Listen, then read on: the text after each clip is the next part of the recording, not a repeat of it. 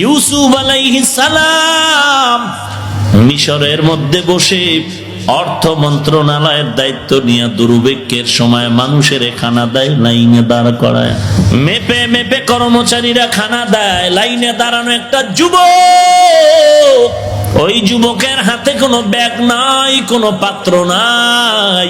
ইউসুফ নবী সিংহাসনে বসে আছেন, কর্মচারী খানা দেয়। লাইনে দাঁড়ানো যুবকটা বহু দূর থেকে এক নজরে ইউসুফ নবীর দিকে তাকায় আছে, আর কি যেন ভাবতেছে।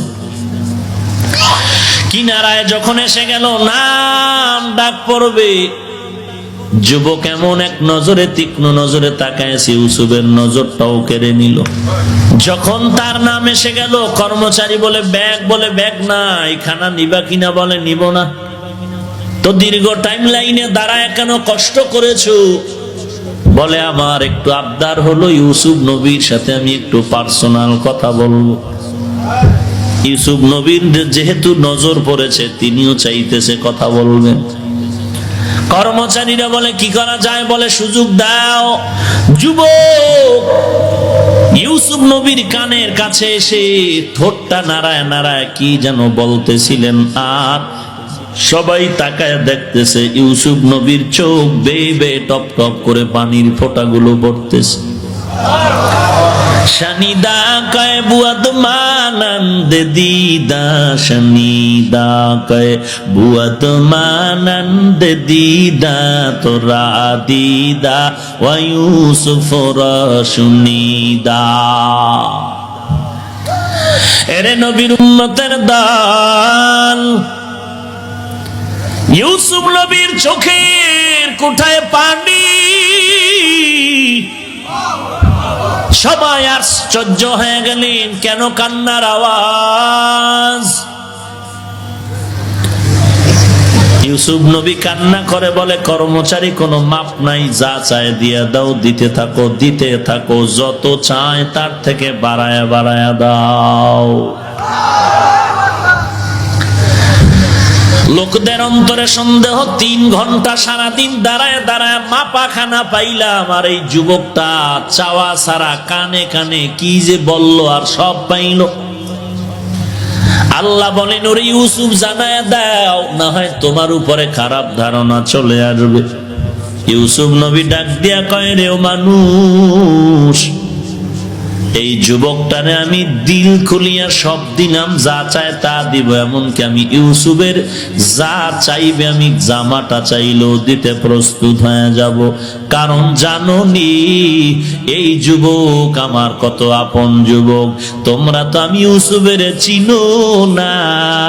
আজকে আমি অর্থমন্ত্রী হয়ে মন্ত্রণালয়ের দায়িত্বে বসে গেলাম, কিন্তু আমার করুণ ইতিহাস যদি জানো, চোখে পানি ধরে রাখা যাবে না। আমাকে তোমরা চিনো না, আমি কোন দেশের সন্তান। আমার বাবা তো একজন নবী, আমি তো নবীর সন্তান, নবী।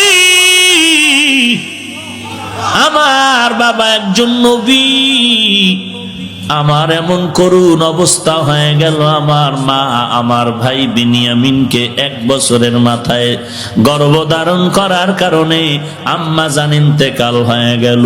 আমার আব্বা জান আমাদেরকে আগলায় গরম মোহব্বতে কাছে টেনে রাখে। আব্বা জান আমার দিকে নজরটা বেশি দিয়া রেখেছে। আমার সব 10টা ভাই আমার বাবার এই মায়ার নজরটা সহ্য করতে পারলো না। হিংসার বশীভূত হইয়া আমি ইউসুফের বাবার থেকে মজার কথা বলে খেলনা করার জন্য নিয়া জঙ্গলের মধ্যে আমাকে মারধর করেছে। এক ভাই মারার পরে আর এক ভাই বলে তুইও মার। এইভাবে মারতে মারতে তারা থামে নাই। অন্ধকার ময়লা কূপের মধ্যে আমাকে ফেলে দিয়েছে। ওই কূপের মধ্যে পড়ার পর আল্লাহ আমার সাহায্য করেছে। আল্লাহ জিব্রাইলের পাঠাইয়া ফেরেশতার মাধ্যমে ওই ময়লা পানির থেকে আমাকে বাঁচানোর জন্য জান্নাতি পাথর আমার পায়ের নিচে দিয়েছে। ওখান থেকে আবার আল্লাহ তাআলার কুদরতি সাহায্যে আমাকে ব্যবসায়ীরা উঠায়, ওখান থেকে আমার ভাইয়েরা আমাকে বিক্রি করে দেয়। ওই বিক্রির পরে মিশরে আসার পরে আমার শরীরের ওজন বরাবর স্বর্ণ পরিমাণ টাকা দিয়া মিশরের প্রধানমন্ত্রীর স্ত্রী জুলাইখা আমারে কিনে নেয়। ঘরের মধ্যে নিয়া আমার চেহারার যৌবনের পাগলামিতে পড়ে জুলাইখা উল্টা পাল্টা ব্যবহারের জন্য যখন সাকসেস হতে পারে না, আমার বিরুদ্ধে অপবাদ দিয়া আমাকে জেলখানায় ঢুকায়া দিয়েছে। ওই জেলখানার থেকে আমি বের হইয়া বাদশার স্বপ্নের ব্যাখ্যা দিতে গিয়ে আমি আজ এই সম্মানের জায়গায় বসলাম। তোরা জানো না, আমার বাবা আমার জন্য কান্না করে করে অন্ধ হয়ে গেছে। আমার বাবায় তালাশ করে আমার ইউসুফ কই, আর আমি ইউসুফও কান্না করি আমার বাবার চেহারা এখনো দেখতে পারলাম না। আর আমার জুলাইখা আমার বিরুদ্ধে যখন অপবাদ দেয়, দরজায় তালা লাগাইয়া আমার সাথে অপকর্মের প্রস্তাব দিল, আমি আল্লাহর কাছে কান্না করে বললাম, ও মাওলা তুমি সাহায্যের হাত বাড়ায় দাও। দরজায় ধাক্কা দিলাম, সব দরজার তালা আল্লাহ কুদরতি ভাবে খুলে দিলেন। আমি নিচের মধ্যে দাঁড়ায় গেলাম, দেখি জুলাইখার স্বামী প্রধানমন্ত্রীর সামনে দাঁড়ানো। জুলাইখা আমার বিরুদ্ধে অপবাদ দেয় আমি নাকি জুলাইখার সাথে উল্টা পাল্টা ব্যবহার করেছি। তখন আমার কেউ নাই, আমি তখন বলেছিলাম সব দোষ জুলাইখার, আমি ইউসুফের কোনো দোষ নাই। জুলাইখার স্বামী বলল, ইউসুফ তুমি সত্য যে তার প্রমাণ দাও। আমার তখন প্রমাণ দেওয়ার কিছুই নাই। আল্লাহ তাআলা আমার আহালের একটা মহিলা আমার ওই দ্বার দিয়া যাইতেছিল, বাদশার পরিচিত ওই মহিলার কোলে একটা শিশু বাচ্চা ছিল।